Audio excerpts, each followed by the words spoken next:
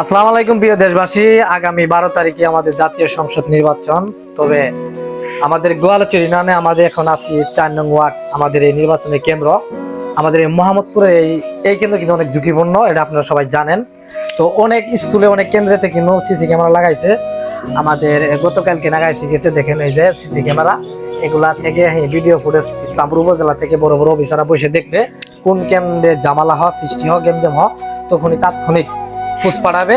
তার জন্য এই নিরাপত্তাটা করছে। আর এখনকার আমরা বাংলাদেশে যারা জনগণ, আমরা যারা সাধারণ ভোটার, আমরা চাই নিরপেক্ষ সুস্থ একটা নির্বাচন হোক, কোনো জামালা যাতে না হোক, কোনো মানুষের ক্ষতি যাতে না হোক, আমাদের এলাকার ক্ষতি যাতে না হয়, দেশের যেন কোনো ক্ষতি না হোক।